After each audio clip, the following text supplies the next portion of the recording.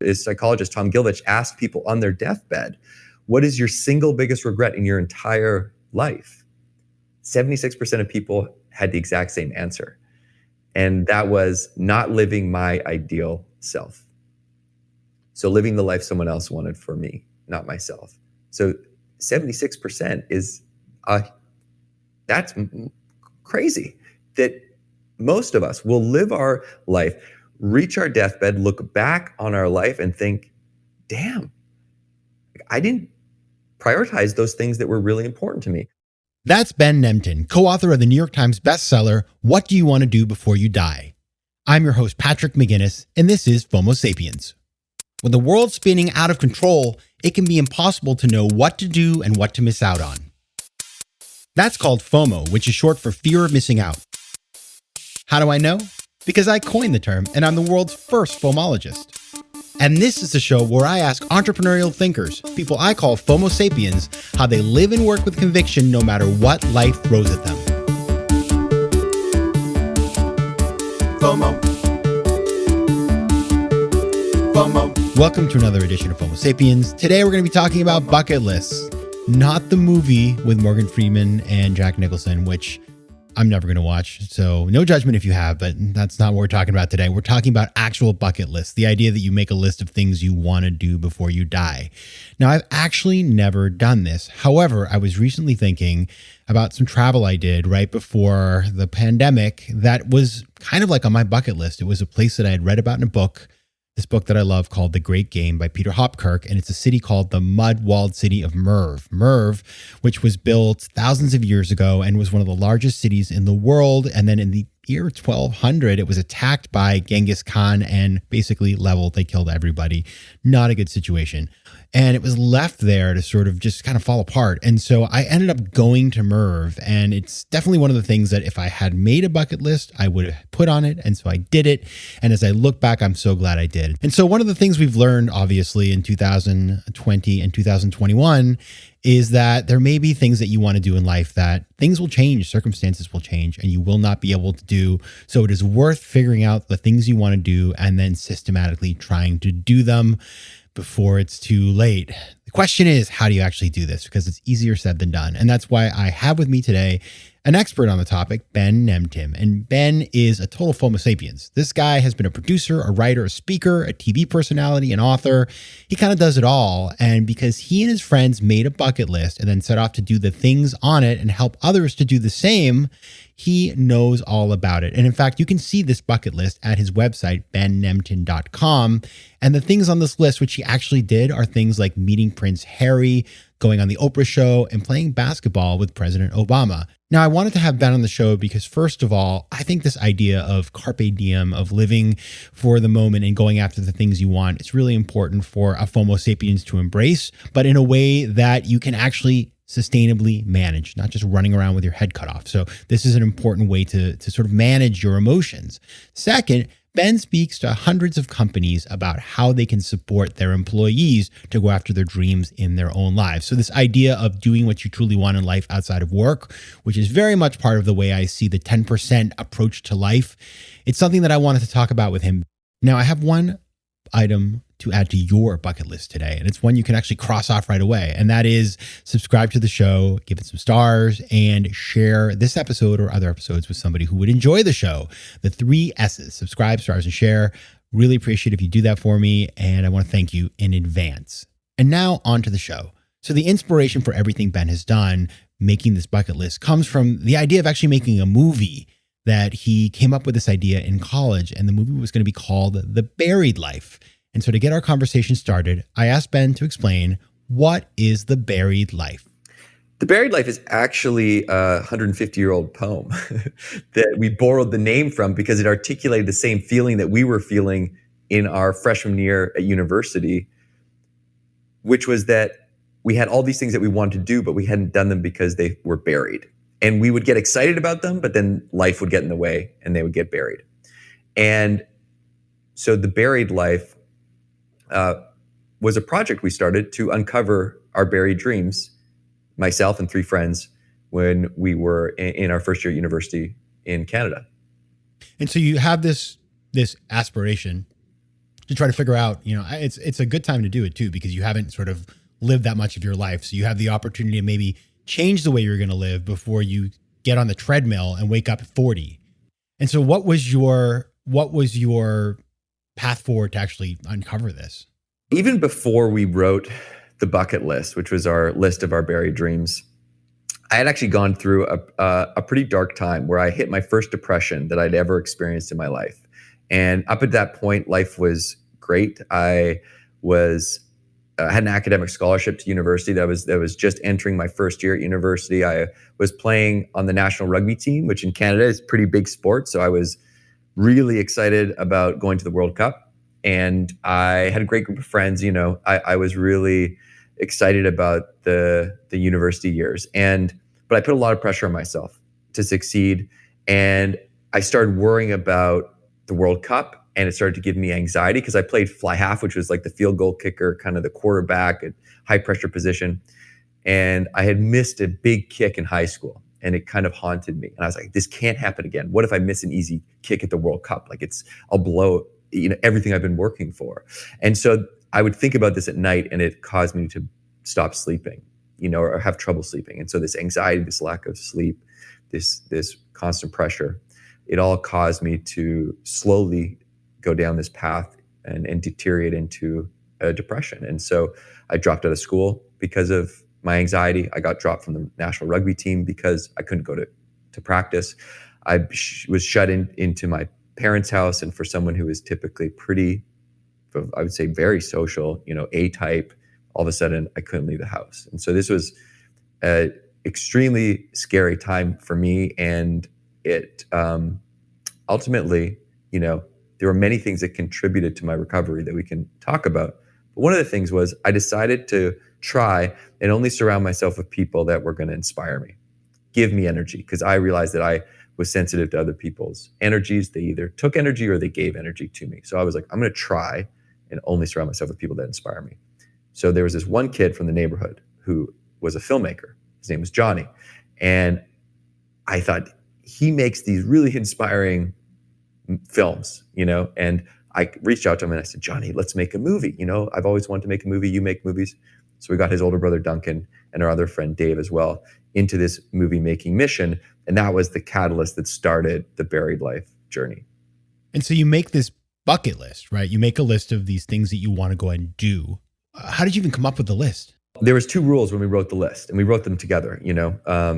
The first rule, you have to pretend you had $10 million in your bank. And the second rule, you have to pretend that you could do anything. Is that Canadian dollars or US yeah, dollars? It's Canadian. So $1 million, call it $1 million. Yeah. So we thought, if anything were possible, what would you do? That was the goal of the list, was to write down our wildest dreams, to pretend we could do anything.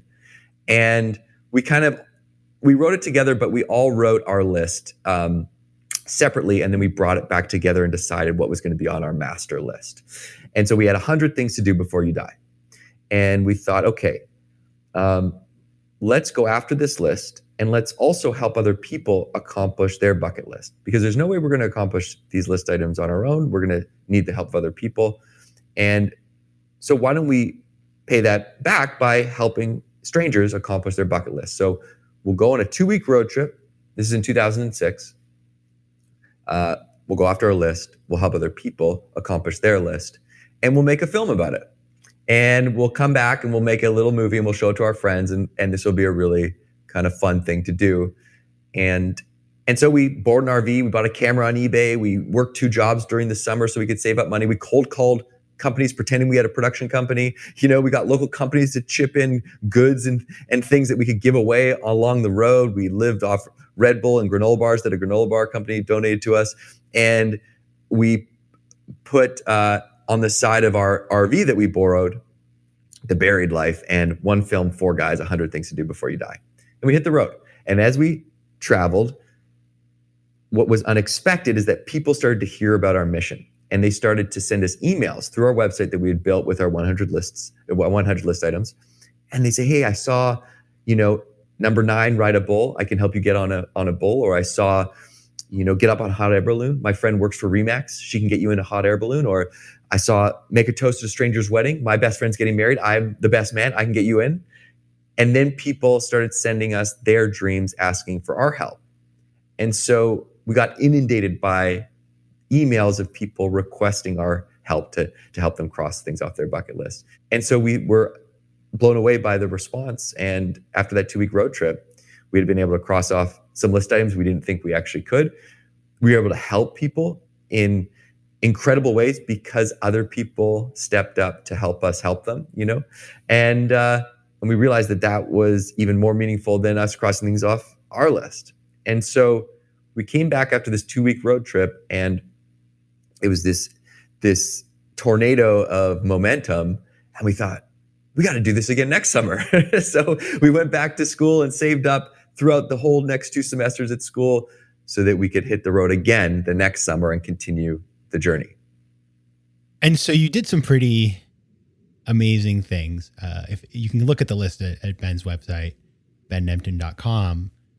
Tell us about a couple of, the ones that were meaningful to you from your own list, and then maybe some of the ones that you helped other people with. This road trip that we started in 2006 ended up lasting over 10 years. And it just became this lifestyle, really, of prioritizing these goals that we had and going after them, and also continuing to help other people accomplish their goals. And the list items that we wrote when we were sitting together at my parents' house in 2006 that we were convinced were impossible, over time, they fell off the list. And so things like play basketball with President Obama, or make a TV show, have a beer with Prince Harry, sit with Oprah.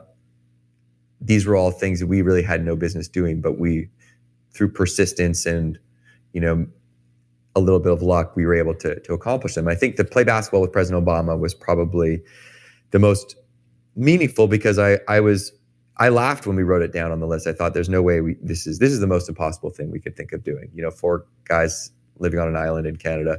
We got dozens and dozens of no's, and we ended up being surprised by President Obama at the White House on the White House basketball courts.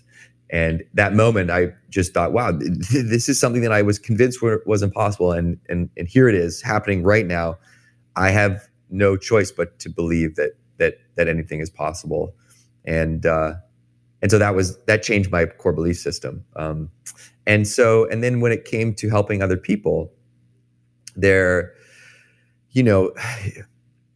guess it's hard to choose one, but the first person that we ever helped, it was on our road trip through British Columbia, and we got an email from a guy that said, before I die, I want to bring pizzas to the homeless shelter. And that's the question we would ask people is, what do you want to do before you die? To see what their bucket list item was. And so we didn't have much money, but we could buy some pizza. So we went and interviewed this gentleman. His name is Brent.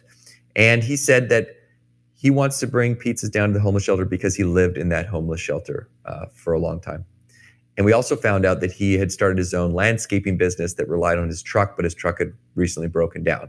And when we asked him if we could help, he didn't mention the truck. He asked about giving the pizzas away. So the 4 of us got together. We thought, okay, we got to figure out a way to get this guy a truck. And we had $480 between the 4 of us, again, Canadian. So, and we went to a used car salesman. The cheapest truck on the lot was $2,100.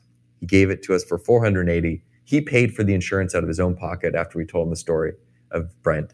And we drove the truck up to him and just tossed him the keys. And he, immediately just bear hugged me and started to cry, and then didn't let go for a long time. And that was the first time we had ever gone out of our way to help someone that we didn't know. And after that moment, it was, that was the thing that made us realize this is more than a 2-week road trip. We got to keep doing this. I imagine as you talk to people, some of the things that people put on their bucket list, the things they ask you for help for, it's not playing basketball with the president. It can be something that maybe to you or me wouldn't seem like a big deal or too difficult to achieve. And so as you met all these people, what have you learned about just thinking big or thinking small, and how we can break out of our daily routine about just being stuck in a place where we just don't think we can do things?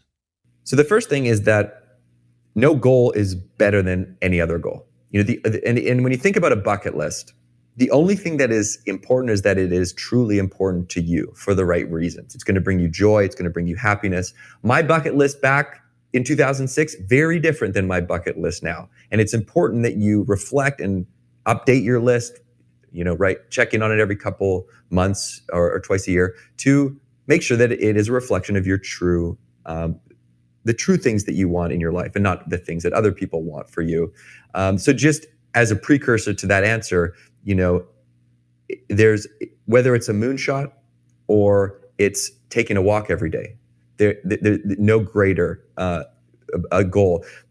The only thing that's important is that it's important to you. Now, what I've learned and what I've, from talking with other people and also just from looking at the research, specifically a psychologist named Tom Gilovich, who's a professor at Cornell, is that most people push their list and push their personal goals to the point where the number one regret that people have at the end of their life is not regretting the things that they did, it's regretting the things they didn't do. And when this researcher, this psychologist, Tom Gilovich, asked people on their deathbed, what is your single biggest regret in your entire life? 76% of people had the exact same answer. And that was not living my ideal self. So living the life someone else wanted for me, not myself. So 76% is, that's crazy. That most of us will live our life, reach our deathbed, look back on our life and think, damn, I didn't prioritize those things that were really important to me. And so there are two reasons why this happens. There are two main reasons, and this is from his research. That the first is that there's no accountability around personal goals, so we push them because other things pop up that are more important, and we have accountability and deadlines for lots of other areas of our life. The second reason is that we usually wait to feel inspired to go after those goals because there's no accountability, but that inspiration doesn't hit. It rarely hits. You buy a guitar, it sits in the corner, you're waiting to feel inspired to pick it up and play.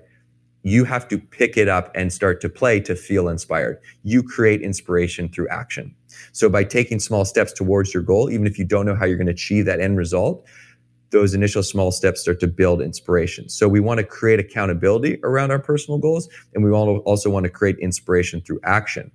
Now, the four of us were lucky. We stumbled into a situation where we had accountability because there was four of us, and we created inspiration by taking action. We didn't look at the risks. We didn't care what other people thought.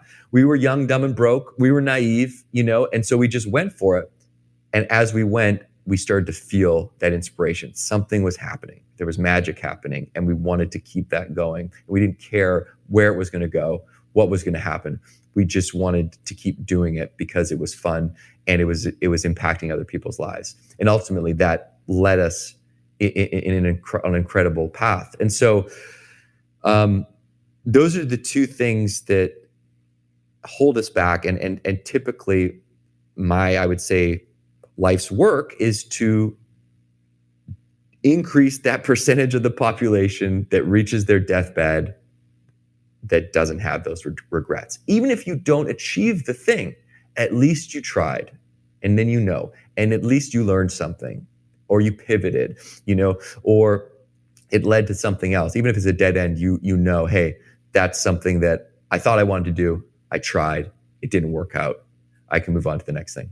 Yeah, and so many people, it's not until they're on the deathbed or something really bad happens that they actually feel liberated to do what they want to do. And so if you can avoid that and actually just start doing that without that external stimulus, obviously you're going to be in a better position. So you have turned this into your life's work. And in fact, you now go into corporate settings and you've given over 500 of these keynotes, encouraging companies to help their employees to pursue their dreams, not just their dreams of getting promoted, but their dreams in life. Talk about why that's important.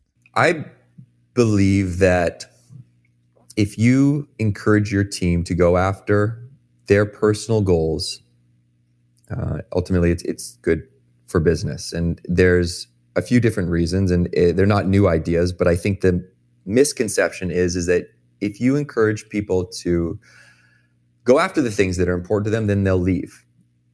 You encourage your team to go after their dreams, then they're going to quit and go after their dreams. And that does happen sometimes, but most of the time, when you create an environment where people feel like they are able to be their best self or feel fulfilled and encouraged to go after those things that are important to them personally, they want to stay in that environment because they're encouraged to go after those things that really mean a lot to them. And then they associate those successes and that feeling with the workplace. So if you look at companies that do this, Intel, Google, MRY, agency, you can see that you're investing in their personal development and personal success to improve their professional journey.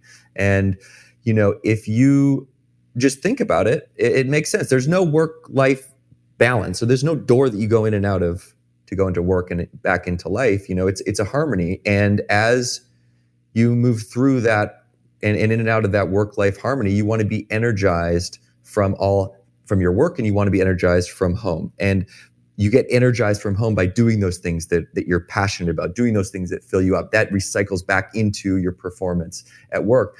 And so if you're in an environment where your leader knows that it's so important to you to run that Ironman, and you say, listen, I'm 3 weeks out, I just need to double down on training. Could I take off at 4 on Tuesdays and Thursdays to double down on training? And in the long run, that's not much, but to that person to be able to feel like they can ask for that, they can go after that, and then ultimately achieve that in that work-life harmony is really impactful. Now, there's another key element here, and that is, as a leader, are you able to show that you care about the personal goals of your team? Can you just say, hey, listen, I know we obviously talking about your performance here at work. What's on your bucket list? What are your personal goals? I'm just curious, And in the employee reviews, maybe check in on the personal and the professional. This comes from a book called The Dream Manager by Matthew Kelly. And, just by taking an interest, you start to show that you care about them as a human being, not just their professional output. And then you can create some accountability around that. Right? So you can then check in on them and start to drive them forward. If you think about the things that stop us, it's accountability and inspiration that stop, we need inspiration by taking action. So as a colleague, as a leader, if you can identify the goal and then create some sort of accountability to check in on that goal over time, and you're really going to help them drive towards those things that are so meaningful. And, those things on your list are the most important things to you in your life, right? If you take the time to think about them, and that's the goal, is to write down this list that is a reflection of your true passions and things that are going to fill you up. And so as a team member, if you help fulfill that in any way, shape, or form, or even take an interest in that, it's very powerful. I think companies that are confident in themselves and that recognize that their employees are not automatons, but actually are living, breathing human beings with hopes and dreams and aspirations, and lean into that, are well positioned. And, of course, the work that I do, 10% Entrepreneur, I remember when I first started to speak in the corporate setting, a lot of people didn't want me to come in. They'd say, you know what? No, thank you. There was a large multinational consulting firm that said, we'd love to have you. And then they read the book and they said, well, we can't do these things. And I said, well, funny enough, I interviewed several people at your company for the book who are doing these things. And they said, yes, we know people have side projects. We don't want to talk about it.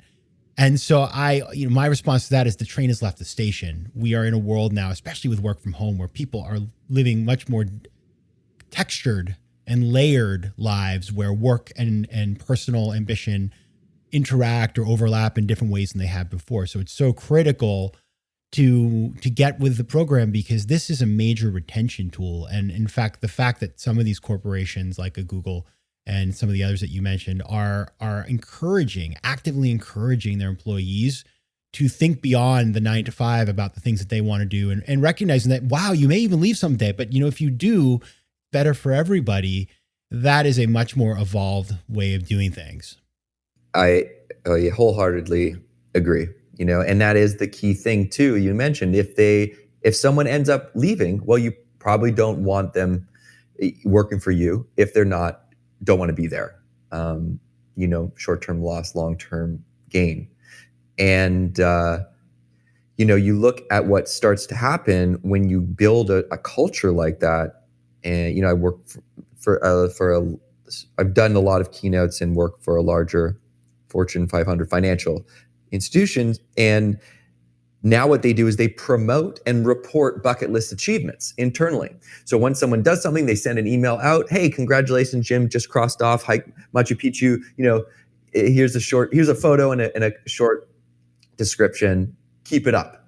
And what that does is it says, oh, wow, leadership actually, this is okay, And so other people start to do it. And what has happened is then it starts to build peer-to-peer facilitation of dreams. And so that's the ultimate goal, is you start to build an environment that's so rich that people are helping each other accomplish their dreams. You want to learn Spanish? Hey, here's someone that knows it's teaching Spanish inside the company because there's all these people that have on their bucket list, I want to learn Spanish. Lululemon, an incredible culture of helping their team facilitate dreams. They have a goal fund that they fund, the team's dreams. And there's a lot of different ways to execute it. And it just, and it will depend on what your internal structure is, but the basic principles stay the same. You're identifying what that goal is. And at the very least, that is impactful. And then if you would like to follow up and start to help build accountability in any way that works for you and the team, in your meetings and your, reviews, what have you. And then perhaps you might even be able to facilitate some of those in some way, shape, or form. Instead of at the awards dinner, you give away the gift certificate, you give away the dream. One thing that really resonates with me about all of this is that it's really like a great antidote to FOMO, because you have so many people who spend their days wishing they were doing something else. And if you make a list of these things and then do them, and it's not like you have to quit your job. If say one of your goals is, to go to France and learn French, well, you could do that in the evenings, learn the French, and then go on the vacation. But it's not extreme, and it's about building pathways to achieve things you want to do, so that you can overcome those feelings of frustration. Now, Ben, you have not crossed off all the items on that original list, and I was looking at them this morning, and there's things like going to space. I'm curious, what is left on your list that you think is going to be the next one? Well, I would like it to be go to space and finish the film. The Buried Life documentary that we started in 2006. We thought it would take 2 weeks and we would be done.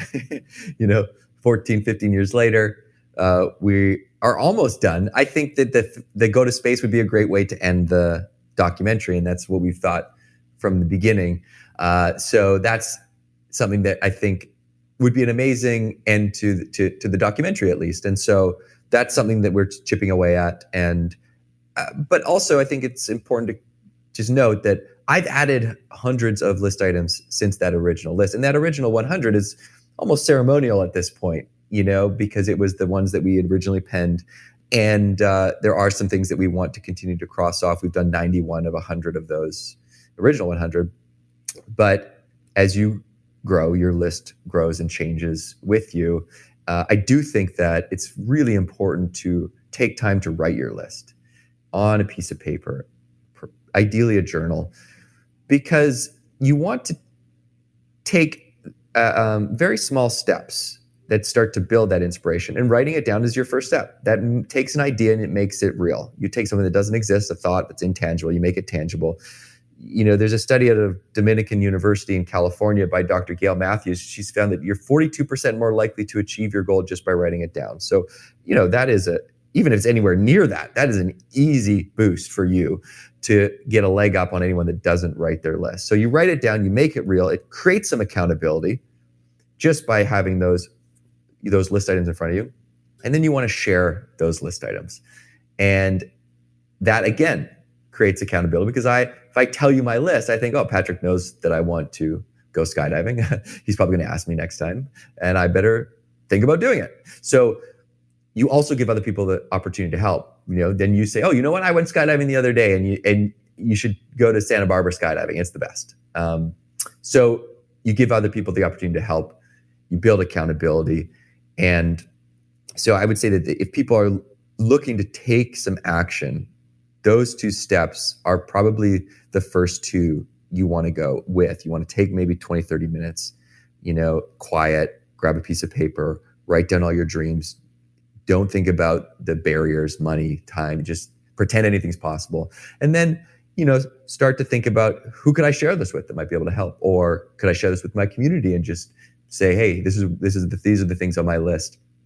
And then break those list items down into smaller steps, 48-hour goals, smaller digestible action items, so that you can start to march towards them, even if you don't know how you're going to achieve those things.